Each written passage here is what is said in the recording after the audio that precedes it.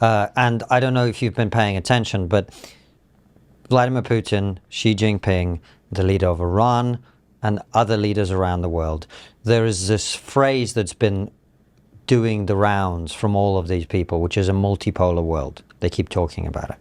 What is a multipolar world? The multipolar world is the opposite of the unipolar world, which is where we have been since World War II, in which America, yes, you had the standoff with the Soviet Union that ended in 1989 or 1991, depending on whether you count the Berlin Wall or the collapse of the Soviet Union, at which point America became completely hegemonic in the world. And what is happening now is Vladimir Putin, Xi Jinping, and others, with the support of a lot of people in the West, who are like, oh, America's evil, American imperialism, blah, blah, blah.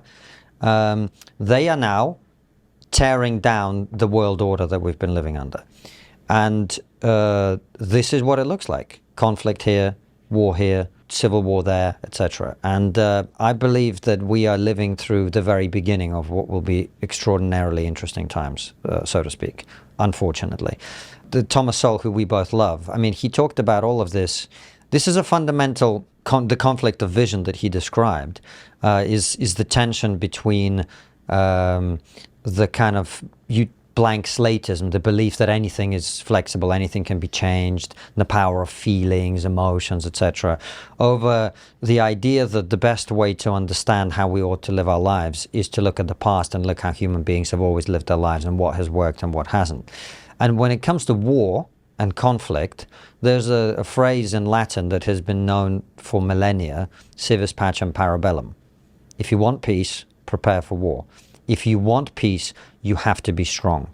If you want peace, you have to be confident in your own values. This is why last time we spoke for 3 hours about woke culture. And I've been saying from day one, from the day that I turned down a contract from a college not to perform a comedy gig, I said from day one, what this is doing, it is undermining our confidence in our civilization. The fact that in Britain, for example, we have an endless conversation about slavery, and it's a negative conversation, it's a self-flagellating conversation, which is of course understandable given that slavery was an awful thing. The slave trade, the transatlantic slave trade was an awful thing.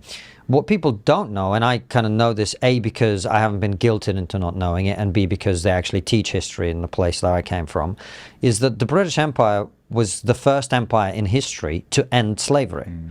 So, and I talked about this in An Immigrant's Love Letter to the West, which I know you've read. It's like, imagine that 10 years from now, we all become vegan because we recognize that slaughtering animals is immoral. And then we say, well, America ended the meat trade first, and that is why they're bad. That wouldn't make any sense whatsoever.